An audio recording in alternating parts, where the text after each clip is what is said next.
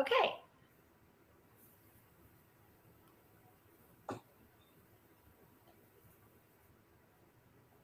Welcome, everyone. We are about to begin our first panel with our clinic docs to ask questions about clinical care. A couple of announcements. We will be looking for questions live from the audience. We'd like to ask anyone who would like to submit a question for our panel to use the chat feature as opposed to the Q&A tab. That one will not be monitored, so please put your questions into the chat. We do have some questions that were submitted in advance on registrations, but we'd also like to take any questions live. We'll begin with our introductions. And thank you all so much for joining us. So can we please begin with Dr. Granit?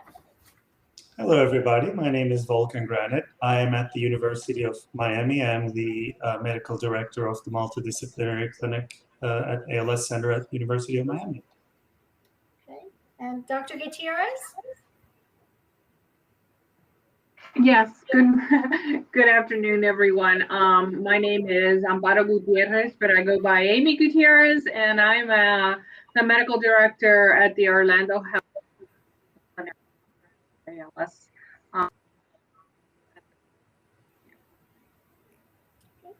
Dr. Jerath?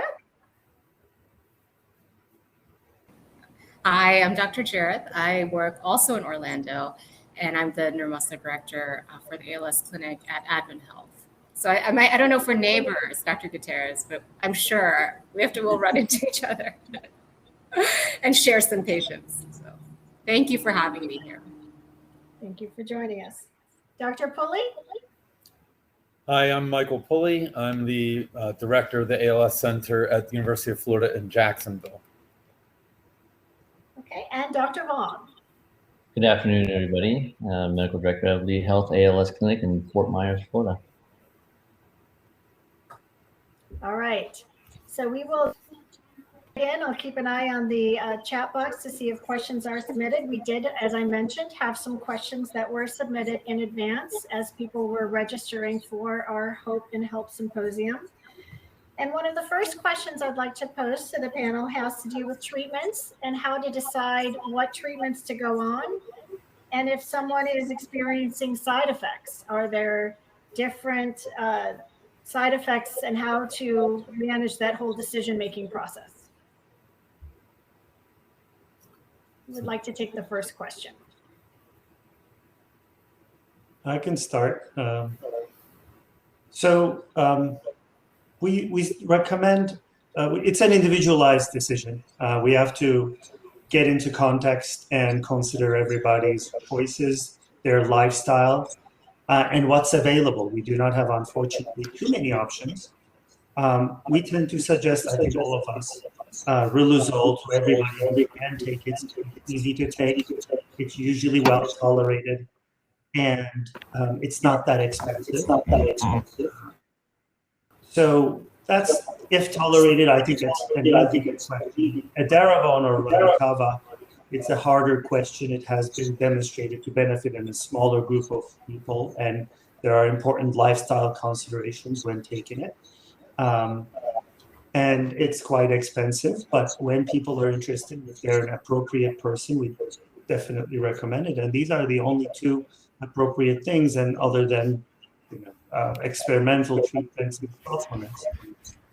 One important thing, last thing to mention is these treatments are not mutually exclusive. Sometimes people wonder, if I'm on Edaravone, so do I have to stop Riluzole? No, these have different mechanisms of actions, and so they can be used in combination. And the more things come up, probably we're going to be using combination treatments more and more in ALS. Okay.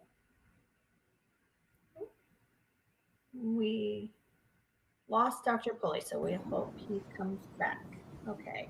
I would just echo whatever Dr. Grant said, that that it's very individualized. You know, I had a family just last week say that they couldn't tolerate some of the meds, had side effects, and it's not worth it to continue meds if they're having side effects or not able to tolerate them.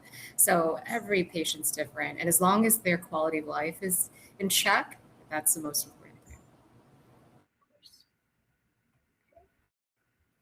I'd like to also add that a lot of the treatments that we do use are for symptomatic control and treatment as well. They may not be disease curing or disease modifying, but medications for, let's say, for instance, pain, discomfort, anxiety, secretion, anything else that can improve the quality of life of a patient.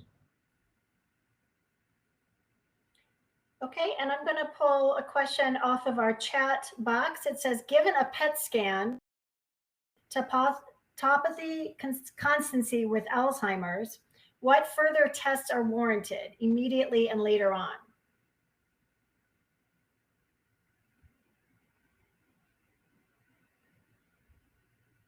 Does anyone want to take that? That's a new question. I guess, are we looking at overlap between cognitive function and cognitive diseases versus ALS? Anybody jumping in? I can jump in where my colleagues are looking. Yeah, I'm not going to answer because that's my patient. So I'll see. This is a very interesting patient who had acute denervation meeting criteria for ALS and had a progressive aphasia picture with a PET that eventually, not initially, but eventually could be compatible with a dementia.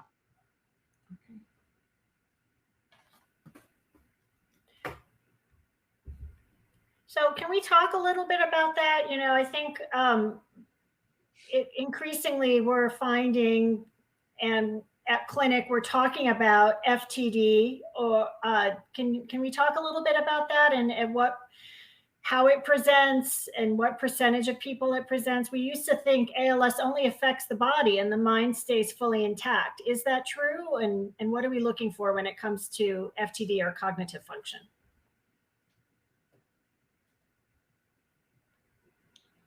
To clarify, so the dementia in ALS, that can happen in ALS, let's say about 13, 15%, but maybe a larger portion of people will have some cognitive decline that can be measured, is not Alzheimer's type dementia. It doesn't affect memory as much. It's much more executive function. It's frontotemporal dementia. And the pathology in ALS is usually not tauopathy, but it's TTP43 proteinopathy. Over 90% of people have a different pathology and a smaller percentage, much smaller, as an SOD1 connection in their brain. So protein aggregation is not the same as Alzheimer's. It's a different pathology. To clarify, this patient, of course, as we all know, that on a PET, you can't find topopathy, right? On a PET, you find metabolism. So I'm not sure, that jump there that was linked together with her PET findings, but we know that there is an overlap with dementia, as you said.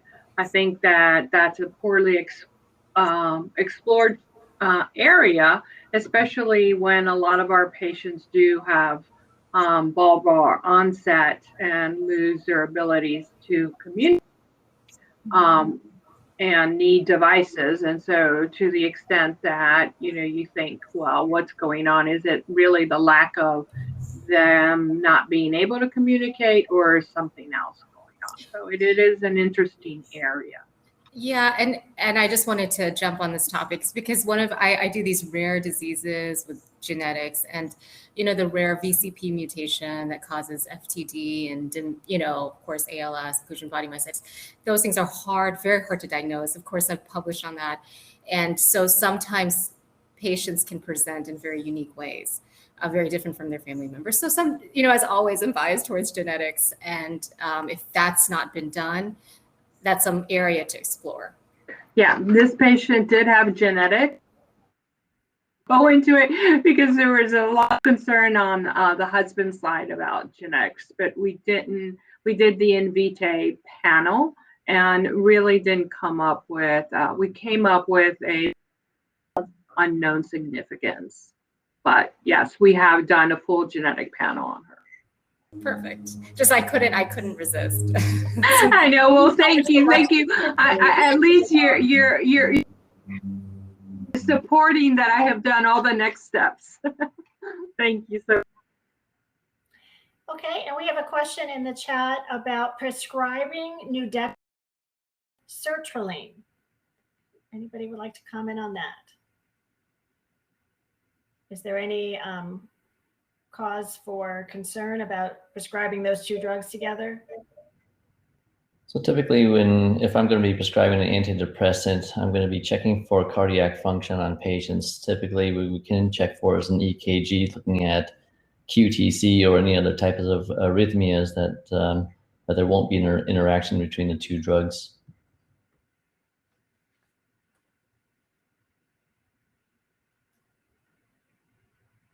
Okay. When we were listening to Dr. Bedlack's Q&A, there was a discussion about secretions. And I think Dr. Bedlack said something like, he never dreamed that he would be dealing with secretions so much. It's such a difficult symptom to manage. One of the questions that was submitted by registrants said, what should we do if the cough assist device does not clear the patient's mucus or saliva that's irritating the airway? What medications are there to try? What about Botox? What else can help manage secretions? Are there other strategies that people should be thinking about? I'll try to answer this one best I can as well. So there are different types of pharmacologics that we use to dry out patients, but I'll head towards a mechanical device. It's not typically used that frequently. It's called an insufflator, exsufflator, to where this device is over a mask, over the facial region. It inflates it, and at the same time, after the inflation period for the expiration, it has a suction portion to it, to where it can also assist with secretion management and control. So as it withdraws air out of the lungs, it's also pulling up secretion, and it helps out with the secretion, the mucolytic component of that. So that would probably be a good question that you can ask the respiratory therapist that's also involved in the clinic, in addition to the cough assist that you're using, and in addition to the pharmacologics that we're using, body positionings and such as well. Yeah, so go ahead, doctor. No, I was just going to say, I think, with pharmacokinetics, we do have tried different strategies.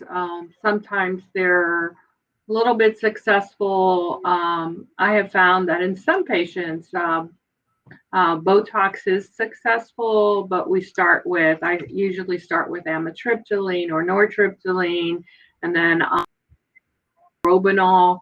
A lot of people have, sometimes our patients travel to different clinics. I haven't been impressed with the scopolamine patch, but, I do, if the patient says, well, I've read online or what have you, we do give it a try, but I just don't feel like it really helps a lot of patients. So my go-tos are the amitriptyline and the Robenol, and then eventually sometimes Botox into the parotid and submandibular glands, sublingual glands, can work. And maybe it's a combination of all the above. Going back to Dexa, though, I know that there's some literature about Dexa really helping sometimes early evidence or some evidence of bulbar function in ALS patients. So I think Dexa is an interesting medication.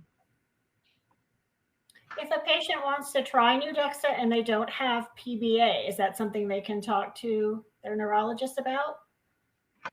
Yeah, I think that sometimes we, full-blown PBA sometimes is you don't get all the clinical criteria per se. But I think if you question the patient and the family and the caretakers, you usually do get a sense that there's some emotional lability present. On the secretion question, just to add, I think it's important for us and for our patients to differentiate the secretions, like the excessive saliva, with the thick mucus, because addressing those are different. And sometimes I find that my patients have a difficulty differentiating the two, leading to sometimes not the targeted treatment that they need. And one important thing to add for the deeper secretion is hydration, especially people who have bulbar swallowing issues tend not to drink much water, so they get dehydrated. I mean, like all of us, the secretions thicken and it becomes harder. So I start by saying drink water, and then of course I go to all those things that Dr. Vuong mentioned for thinning the secretions. And then one more thing to mention, for if it's very mild for the sialorrhea, extra saliva, we sometimes use atropine drops, eye drops, under the tongue. Yeah, the other thing to also make note is a side effect of these medications, in which they can cause urine retention or constipation. So one must also be very careful about using these medications or too much in adjunct with one another. Well, and that leads me to a related topic in terms of a difficult symptom, I guess, for lack of a better word. And that has to do with bathroom issues. So one of our questions is, since ALS has limited my wife's mobility, it seems that more than half our day is spent dealing with toileting, and we're up multiple times during the night. They've tried the non-invasive female catheter, PureWick, but it caused skin irritation. Are there any other options? What are some other alternatives? Just to educate the rest of the audience here who may not know what a PureWick is, it's used in a hospital setting or even possibly at home, where it's an external device over the urethra of a woman, and it adds a suction component to it, and it catches the urine into a canister at bedside, and it's emptied on a routine basis, however frequent it needs to be once it gets filled. So it's similar to a male's catheter, a male with a Texas catheter or a condom catheter, but that's the equivalent. So that's a topic of discussion that we've held before, or even talked or entertained about with occupational therapists, talking about hygiene, comfort, how frequently are patients waking up their significant other, transferring Hoyer lift, wheelchair, whatever it may be, to get to and from the restroom, or even changing adult diapers or briefs. So it could be very cumbersome and burdensome. The last resort that may be an option, but you would have to consult also with a urologist, would be not a Foley, but it would be a suprapubic catheter. There's positives and negatives with suprapubic catheters. Yes, it's an incision that you have to make above or right at the pubic region. Maintenance, care, hygiene, prevention of any urinary tract infection, pain, skin infection, and just possible discomfort with a tube itself. But so that is definitely an option. The long-term risk factors of suprapubic tubes are bladder cancer. But in terms of, if we're talking about a terminal diagnosis with an average lifespan between 3 to 5 years, that bladder cancer risk is pretty much negligible.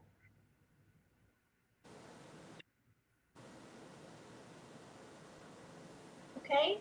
And we have a follow-up question on the secretions in the chat box, asking about radiation. I guess that's the one thing we didn't touch on, is at what point radiation might be an option for managing secretions.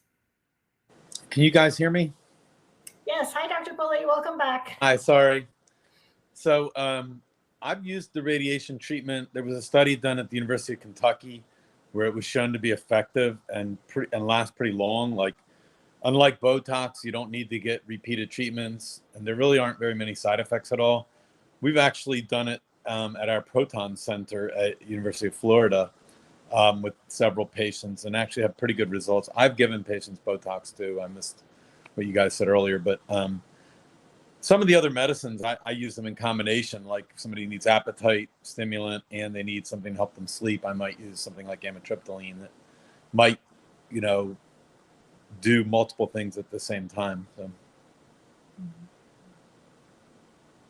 I'm curious about colleagues. How many of your, or what percent would you predict you're using radiation you end up using out of 100? It's rare for us. I mean, the other things eventually tend to work, but I'm curious about others' experience. No, I would agree. Very, very rarely. I've probably done 3 or 4 patients total. Yeah, I did a small study at in LSU, and we did radiation, but mostly as almost a last resort. The other thing with Botox, you have to be a little bit careful. If the patient's still able to swallow, you have to, be careful with that. So if a patient's still able to swallow and you can't get their secretions under control, then, and we did unilateral radiation to the parotid, not bilateral. We did unilateral, and we got pretty good of effect from that without causing any side effects. So, but very rare. The other thing that I wanted to bring up: does anybody use Mucinex to break up the secretions, the deeper ones in the throat, along with a cough assist and the suction machine? The only problem with that you absolutely must 100% drink water. You have to have adequate fluid intake, and that's limits the utility of the Mucinex. You have to drink like an 8-ounce glass of water with every single dose of Mucinex, or it does nothing at all. And so for a lot of the patients, the same reason that they're having trouble with secretions, they have trouble swallowing, so it's hard for them to drink 8 ounces of water every 3 times a day or whatever. It's just a challenge. So yes, I definitely recommend it, but it's just not easy. Just staying on the saliva topic, I don't know, in our movement disorder colleagues who do our injections feel that myoblock for the saliva glands work better than Botox. And we had several patients who did not respond to Botox, but myoblock, another subtype of the toxin. Granit, can you explain the difference for our audience? If you ask me about the pharmacology of it, I would embarrass myself. But basically, there are different brands. So Dysport, Botox, myoblock. And for saliva, some experts feel that it works better, and that has been our experience. So it's another formulation of the botulinum toxin. I couldn't tell you the exact differences in the structure of the toxin. Okay, that's good. It's like kind of like Kleenex and tissue then. Like we think of Botox as there's another brand out there that might be better. Okay, good to know. Like Kleenex versus Puffs. There you go. They're different brands.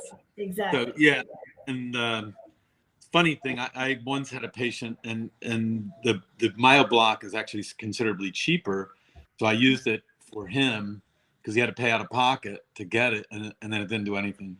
It was funny because there was some reports of it actually causing dry mouth when it's injected like in other parts of the body, like very far away from the salivary glands. And but I had no success whatsoever in this particular patient, unfortunately. So I do want to take a quick minute to touch on COVID-19 and the vaccines. That's why we're all meeting via Zoom today, of course.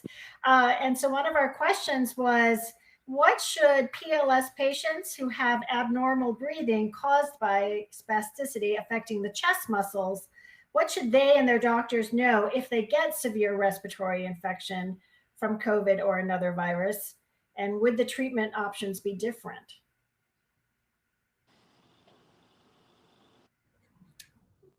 So I can talk a little bit about this too in terms of the clinical aspect of it. So in our neuromuscular disorders and other patients in this population with respiratory compromise, the chances of, or the biggest downfall with this disorder is that patients can get sick with a superinfection, whether or not it's pneumonia, aspiration pneumonia, other types of respiratory infections. So generally, we do recommend vaccination with influenza and pneumococcal in the right patient.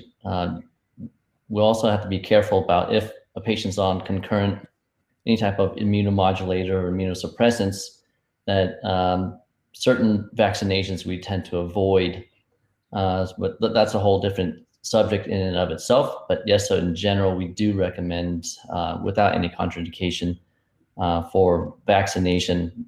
And, there's some beliefs of side effects, complications, other neuromuscular disorders from vaccinations itself, like Guillain-Barré. You may hear of that, but the risk of that is, from literature, is much lower than the risk of actually getting the infection and trying to recover from all its sequelae.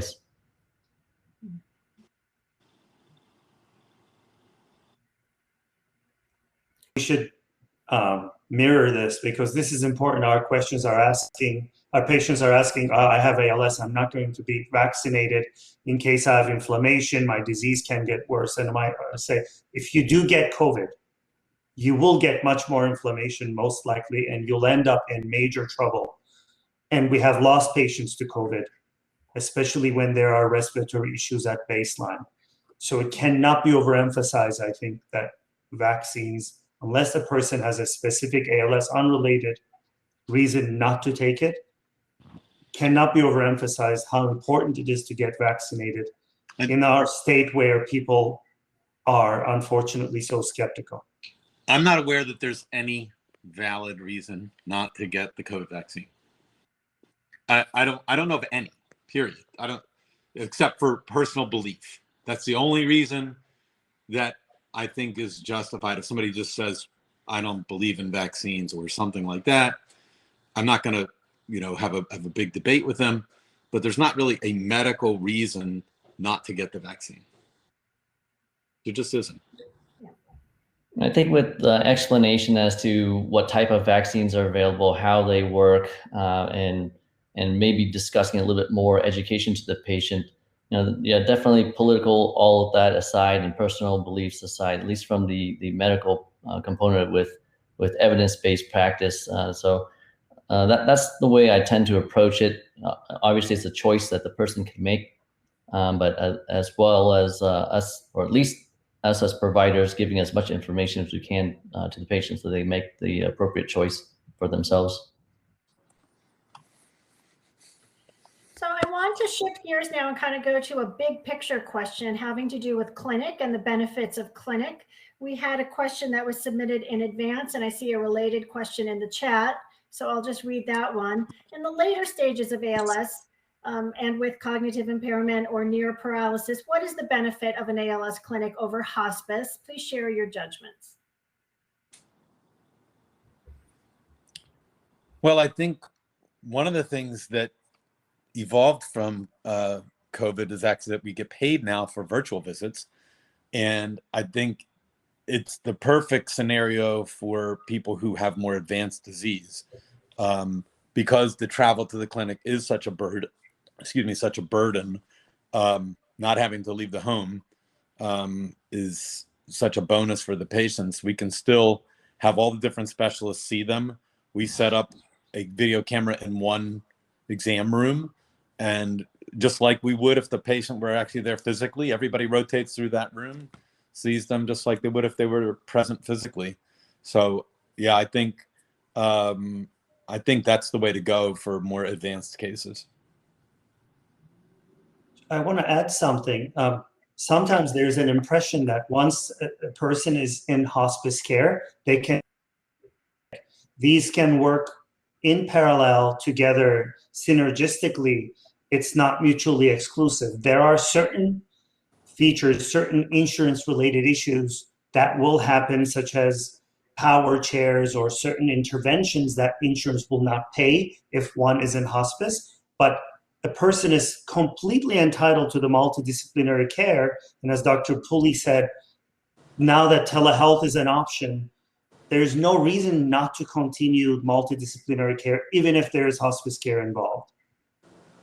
That's it. I want to make sure that everybody knows, are all of your clinics offering a telemed option if needed? Yes. Yes. Okay. Dr. Gutierrez, go ahead. Yeah, no, I was just going to echo what everyone has said. The reason to stay in as part of a multidisciplinary clinic is really ensure the best quality of care and comfort care for the patient till the end of their journey. And sometimes the hospice providers, great as they may be, don't have the knowledge or expertise that our teams have, right? That's what makes us unique and special. And so to be able to provide that to the family and to the patient for the whole course of their journey is very important in my belief. Yeah. I'll add to that there now. So hospice and seeing patients in the clinic, we do see patients from hospice or within hospice care. And at times, sometimes the patients will exit the hospice program, and if there are other additional needs, let's say for instance, some additional family training needs with occupational therapy or restart of home health, PT, OT, or speech, or even trying to obtain a second non-invasive ventilator device under Medicare, however that may be. Sometimes that does occur. I don't know all of the bureaucratic component of that from Medicare standpoint or private insurance, but patients sometimes do leave the hospice program and then receive the additional care and then tend to go back to hospice if they get to that point. And I just wanted to emphasize, I agree with all of it. I think I had a great experience with the virtual visits, especially at the end of life. I had a wonderful memory with a patient a week before she died. She was at her house with her whole family, and they were able to connect. So it brings a lot of closure. There's a lot of great support. So virtual visits are excellent. Good point. I don't know if anybody's seeing this question in the chat, and if we can address it, we can maybe follow up later. It says a study in Germany published in 2020 shows vagus nerve atrophy and bulbar ALS. What can be done to repair vagus nerve atrophy? Anybody familiar with that or want to try and comment on it? I'm not familiar with the study, but I mean, when it comes, obviously, motor neuron loss, vagus nerve has some motor component to it, but so, and certainly I would expect that the vagal nucleus, the nerve cells, are going to be more impacted in somebody who has bulbar onset disease. So I wouldn't be surprised if the nerve itself is atrophied too. But as with any motor neuron loss, we can't repair it. There's no way. The best thing we can do is to try to slow down the loss. We still haven't found a way to prevent it or to reverse it. So I don't think there's any special treatments. I may have missed whether you guys talked about, I know there was a question also about new Dexa. Did you guys address that question? We did, but you can please add your comments. Well, I mean, there was a study that showed that, it helped patients with bulbar dysfunction, not approved for that purpose. So we still have to sort of diagnose somebody with the pseudobulbar affect in order to get treatment with that. But I haven't quite seen the reason they looked at it was that there were some reports by families or family members of people experiencing benefit. I can't really say that I've seen that in that there's been a significant impact on bulbar function in the patients where I've used it, unfortunately.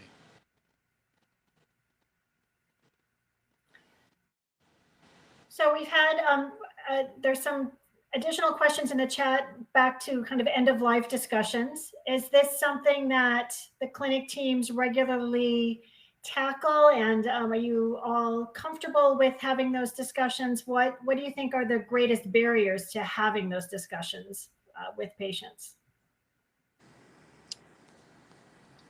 I think this is one of the roles of the multidisciplinary clinic. This is one of the functions, in addition to symptomatic care, disease modifying therapy, appropriate timing and planning and answering questions. We all do this across the board. This is part of our expertise. And when the appropriate timing comes, we definitely have this. And sometimes the whole clinic encounter is spent discussing this. What I'll say is, it's impossible to predict. People say how much time do they have? We see some patients who have extremely poor respiratory function, who could pass away any day now, and they persist for a long time in that state and don't die, and without ever going on a ventilator. And so when somebody pronounces some duration, oh, you have this much time left to live, I don't know how they can possibly come up with a number. I mean, and even like if somebody decides to have a tracheostomy, there was some discussion about that. What is the timing of that? It's very difficult to make a decision about that, because, you know, if you wait too long and then the person has a respiratory arrest, they can have brain damage. If you do it earlier, maybe you put it in before they really absolutely need it. It's just extremely difficult to come to a conclusion of like, this is the time to do it. Because I've seen examples of people go for a really, really long time on very low breathing capacity, and I would have never predicted it. And they would have been on a tracheostomy for a lot longer had they, had I sort of just said, well, do it when you think it's the time. I probably would have done it a lot sooner, but the patient put it off. So I tend to approach this early on with the patients on initial examination. It's always a discussion about advanced directives, DNR, DNI, or resuscitation, and whatnot. What are their primary goals? How much intervention does the patient wish for the physician or providers to intervene or provide with information, devices, equipment, surgical procedures or not? And I tend to approach it early on to get a feel with the patient, discussing the truth of it. So it's an active discussion to think about. So later on, when time comes for a decision to be made, whether or not that's ventilation or feeding tubes or how they may want to proceed, it won't catch them off guard. So I tend to talk about it early on. I like what I'm hearing, that with our clinics, it seems like we are there throughout the duration of the journey, from the beginning, the middle, and the end, in a comprehensive, compassionate way. So I want to ask about progression, and how do we track progression? How do patients know how they're doing? Sometimes they leave clinic and they say, I don't really know how I'm doing after the end of the clinic visit. People ask me how I'm doing and what stage I'm at, and I don't know how to answer that. Can you kind of talk about how that?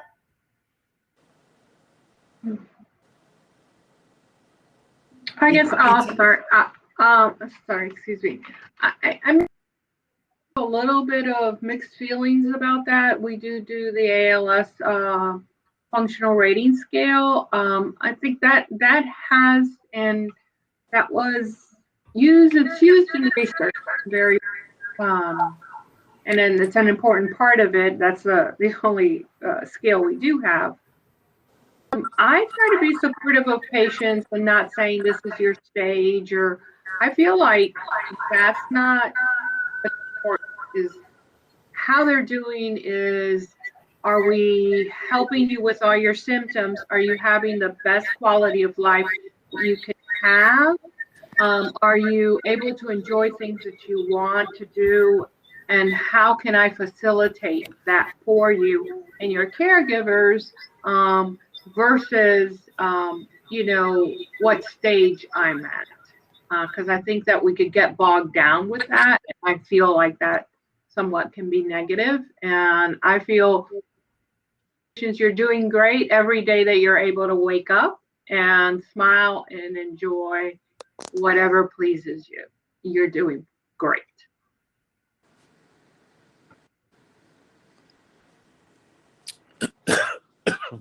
So I think early on, people want to have a sense of just a general idea about their particular form of the disease, the disease, and how are they progressing? Are they fast? Are they slow? Are they typical? Mm-hmm. And so I think when I first see them, we can get some sense of that just by their story. When were they normal, and how are they doing now? But the better way is to have seen them twice, and then you have two, measurements basically of how they're doing. And that can be their breathing numbers, it can be their strength numbers, it can be their ALS functional rating scale. And you have a sense from those things, is this person progressing kind of typically, slowly, or rapidly? And that tends to stay pretty continuous in almost everyone, that they don't suddenly go down the tubes if they're progressing slow, and they don't unfortunately stabilize if they're progressing rapidly. So back to that quality of life issue, another thing that can really disrupt quality of life is back to those bathroom issues. We have a question about small, soft, loose stools every day, or some patients complain of constipation.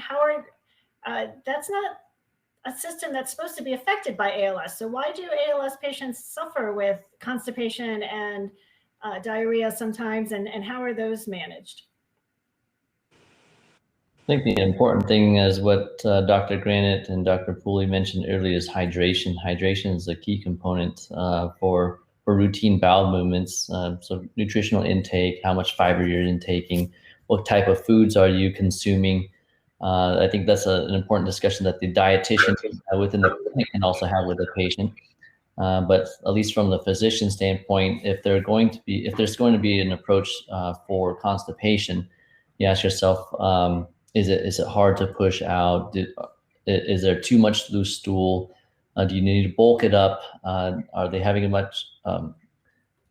how many pills are they taking? How many tablets? Or are they taking Colate, Senecot, or some sort of peristaltic medication versus laxative? And worst case scenario would be, or at least not worst, but the extreme case scenario would be a routine bowel movement program. Sometimes I do that with stroke, brain injury, or spinal cord injury patients, and we have either daily or every other day suppository, whether or not that's in the morning or nighttime, to evacuate. So therefore you have less accidents throughout the day. So you can regulate it and you make it automatic to where your system becomes accustomed to it. And that definitely requires the assistance of family members to help. But yeah, so that's something that you can approach it a couple of different ways: hydration, dietitian, types of intake, medications, and undergoing at least initiating a bowel program. Yeah, I mean, constipation is the worst thing for ALS patients. I've had several patients who've gotten bowel impactions, and they said it was like the most draining experience they've ever gone through in their entire life, and they never really recovered. Actually, it was such a draining physically experience to have gone through that.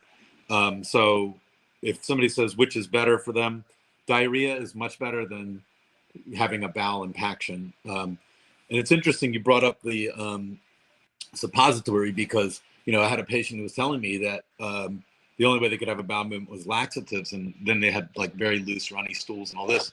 And actually a hospice nurse said, let's do the suppository instead, and they were able to have actually more formed stool that way. So that was much better for them, actually. Most people are like totally weirded out by having a suppository, but in some ways it may be better than taking an oral laxative and getting diarrhea. So on topic of suppositories, typically, so you can cause stretch reflex too.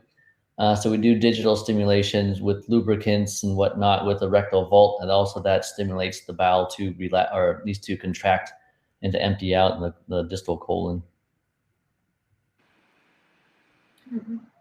Okay, and we have a question about exercise. Can I stay physically active during my 3 to 5 year lifespan?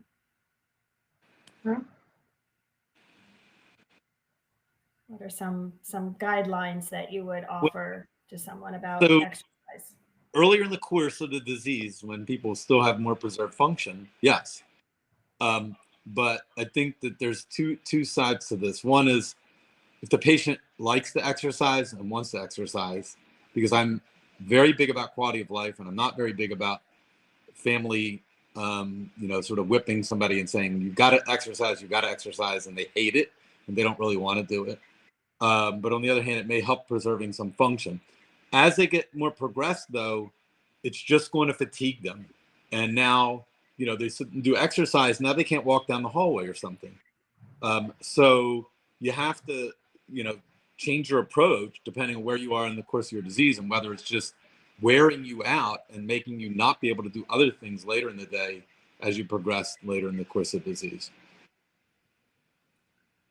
I want to add that even when mobility has significantly declined, I mean, passive exercise can be done, and it's very helpful, especially range of motion exercises in preventing shoulder pains, hip pains, knee pains, pressure ulcers. So it is important to maintain some sort of mobility. It does not have to be, again, depending on where the disease is, it does not have to be a gym program. But even, I mean, we sometimes go back to our hospice friends and say, where's the exercise program? Where's the range of motion program? Because being immobile is difficult and problematic for quality of life purposes, range of motion purposes. Can't be overemphasized. In range of motion for upper extremities, it can help out with the shoulder, the chest. So if you're talking about secretion, some of the management of it, body posture, a lot of patients are in wheelchairs or they're bound to wheelchairs. Assistance from family members with ranging of motion of the upper extremities, raising the arms up, abducting the shoulders, can help out with some atelectasis as well. So that's some of the rehabilitation component of it, but it's much more complex than that.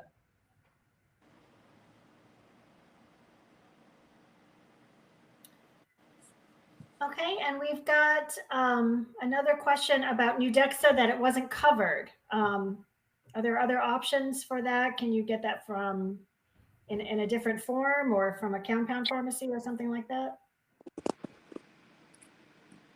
Well, there are definitely insurances that require patients to fail other treatments first, like antidepressants, the SSRI drugs, which are like Zoloft, Prozac, Paxil, that kind of thing.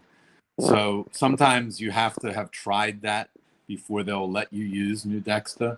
But generally, once you've shown that didn't solve the problem, then most insurances will. I'm not aware of any compounding pharmacies making it. Actually, there are some pharmacies, a few of our patients discovered it that in Florida. I think I don't want to mention names, but there are a few that make it. And I heard prices in the range of $90 a month. Of course, what I don't know is I actually asked them about the testing results of their compounds and how the purity came in, but I don't know how to verify those results. But there are a few pharmacies in Florida that make it and ship it to the patient's home. I think it would be inappropriate for me to mention names. Maybe we'll do a little bit of digging and find some other options then if the family is willing. Okay. We have about a minute and a half left. So we're going to have a hard stop when we come to the end of our time to start the research panel. I just want to give a heartfelt thanks to all of you for joining us today. Your passion, your commitment, your dedication to our ALS community is clear. Any final thoughts? Anybody want to share any last comments that you wanted to touch on before we sign off? I want to make a plea to the patients and caregivers to encourage participation in clinical trials. I know this is the clinical care, but the only way we come up with new ways to treat this is by getting into clinical trials. Please, I know they're somewhat burdensome, but we'll never come up with new treatments if we're not studying new treatments. We have to be studying. I think I want to mirror Dr. Pulley and add that even if some of our patients do not qualify for clinical trials, participating in observational trials is also another key. Understanding the disease is one of our shortcomings in developing effective drugs. So observational studies teach us a lot. Spinal fluid teaches us a lot. So in a person who did not qualify for a clinical trial, there may be a huge benefit to the general community of ALS in teaching us about participating in any research. Great comments and a great lead in to our research panel. I couldn't have planned that any better. So thank you all so much, and we'll see you on the next panel. Bye. Thank you, everybody. Thank you. Thank you.